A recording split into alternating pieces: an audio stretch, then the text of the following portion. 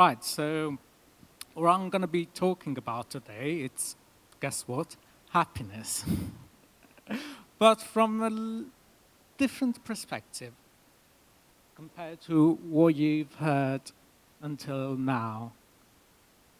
I don't know how to make this work. Right, okay. So I hope you have enjoyed this summit so far, and I hope that you have learned a few things. I have. Sorry?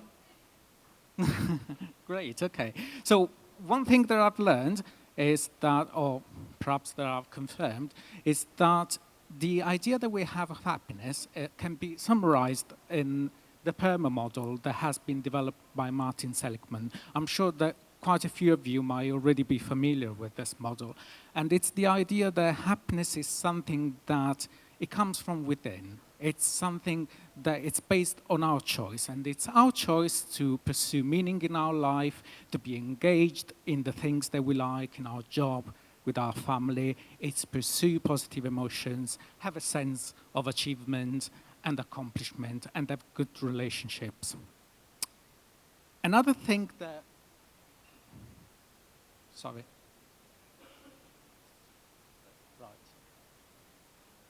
And another thing that you might have learned here is that there are things that we can do in our life to improve our happiness. 50% of our happiness is allegedly part of our genes, so we don't have control over that. And 10% is accounted for external circumstances, whereas 40% it's our intentional activities. So again, it's the things that we decide to do in our life. Happiness is a choice, and the choice that you make to improve your life, to become a better person, to become a happy person. What I want to show you now, it's a slightly different perspective. And it's a video that I sourced on the internet a few weeks ago, and I thought it was really perfect for this presentation. So if we can start with the video. It's only 1 minute, and hope you can enjoy it. You got to click on play, unfortunately. Yes. Click on play. You got to be careful not to click on the left arrow. Yes.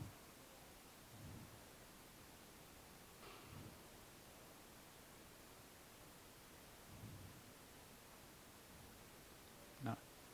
Try again. No. If you can go back to the left arrow.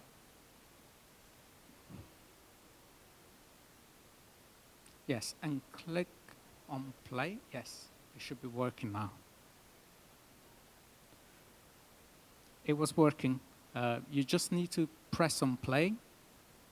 Yes, yes, and it's working.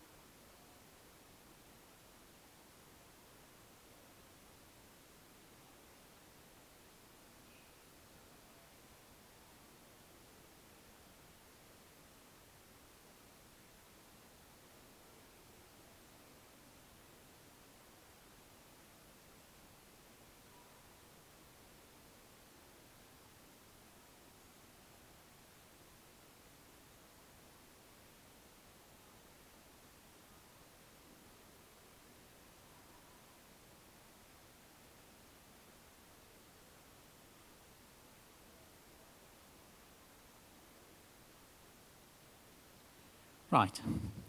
When I watched this video the first time, my first reaction was, this is not fair. And I was thinking, as a psychologist, if I was working with Paula, should I tell her that she should be meditating?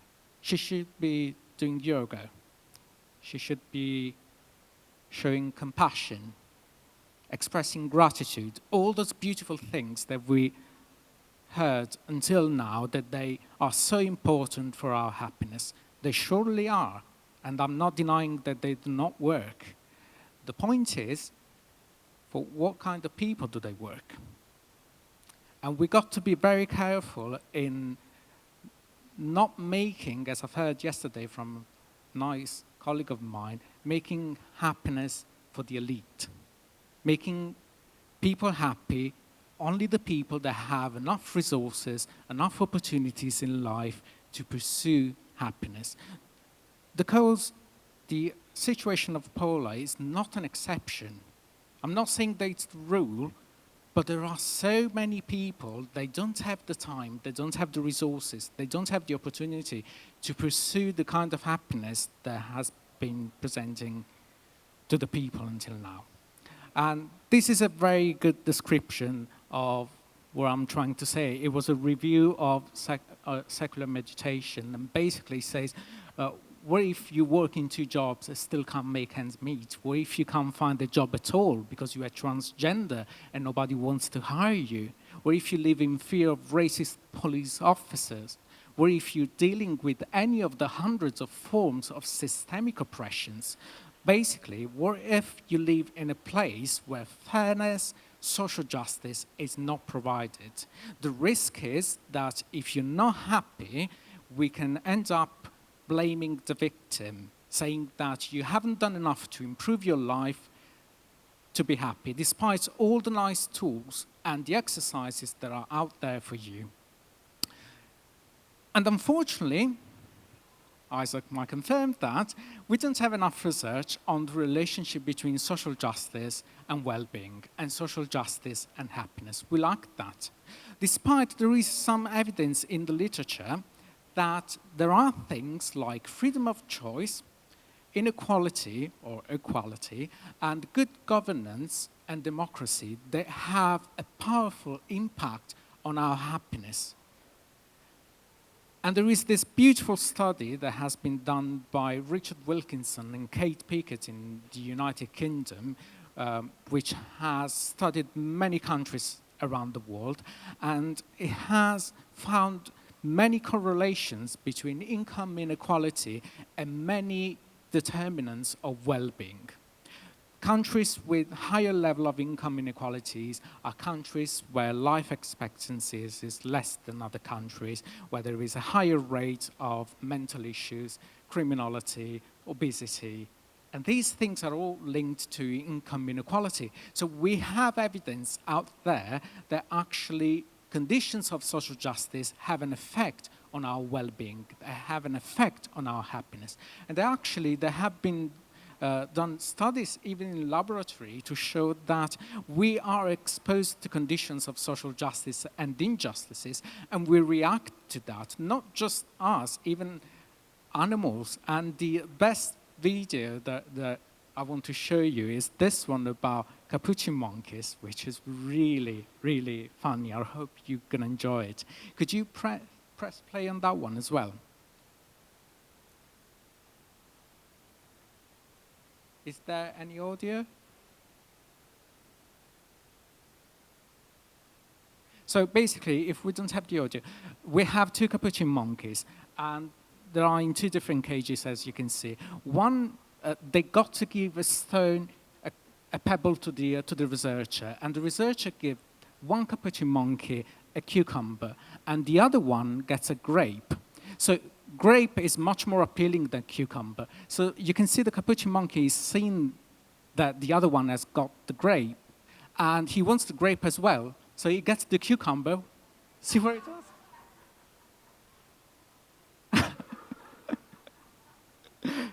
Again, the other Capuchin monkey is getting the grape. So You can see, grape. He gets the pebble again. He tests it. See? Is he okay? Is it the pebble again? Give me the grape. Where's the grapes? See? Basically, what the researcher concludes, this is the Wall Street protest in the animal form. So we have evidence in many domains of life that social justice, fairness, have an effect on our life. And we have in the literature, three major aspects of social justice. One is distributive, which is how we distribute resources fairly. One is procedural. The procedures must be transparent, they must be fair, they must be clear, they must be correct. And retributive justice is people that do well, they must be rewarded for what they do, and people that do wrong, they must be punished accordingly. This is a model that my friend and colleague Isaac has developed to explain the relationship between social justice and well-being. And basically, I'm going to summarize this model by saying that there are different stages or conditions of social justice, and these conditions, they translate into different strategies of coping that we enact to respond to conditions of social injustice or to conditions of social justice. And under thriving conditions of social justice, we can pursue happiness better. It doesn't mean that you cannot pursue it if you live in a condition of social injustice, but it becomes much harder, and we shouldn't expect people to draw on their inner resources if they live under conditions of oppressions to be happy. Until now, this model was a beautiful theory that just was waiting to be tested with empirical research, and that's what we've done. We decided to write a paper by comparing some hard data on happiness and social justice. We sourced this beautiful index that it's called the Social Justice Index, which measures many different aspects of social justice in about 30 countries in Europe and in the OECD countries. And we compared them with life satisfaction indexes. And guess what? There is proof that social justice has a direct impact on our happiness. Based on the country where we live and its level of social justice, we can actually predict how much we can increase happiness in that country if we increase conditions of social justice. And this ranges between pretty much 0.477, 0.599. So if we increase of 2 points, basically the conditions of social justice in a country, people would give 1 point more on a scale of happiness ranging from 0 to 10, which is a really good result.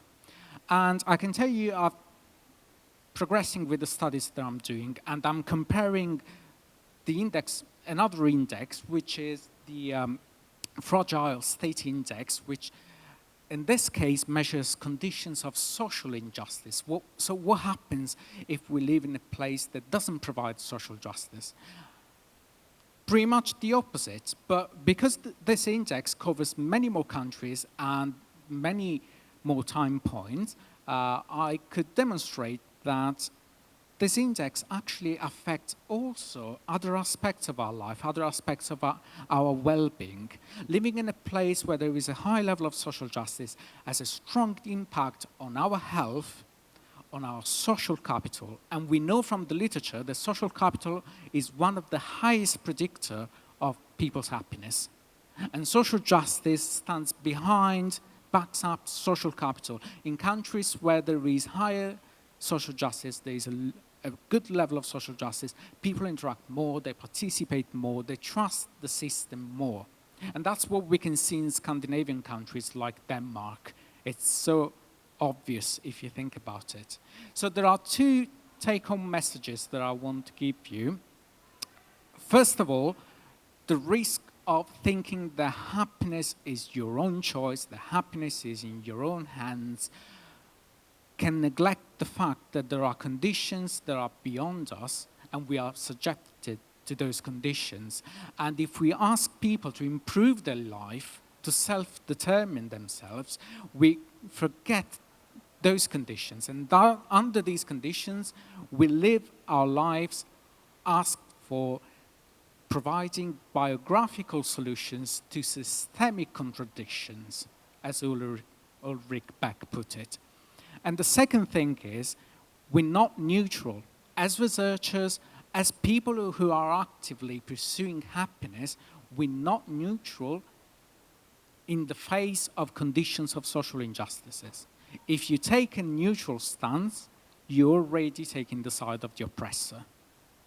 And our duty as researchers and even common people is to make the world a better place for us, for everyone else, so we can all pursue happiness.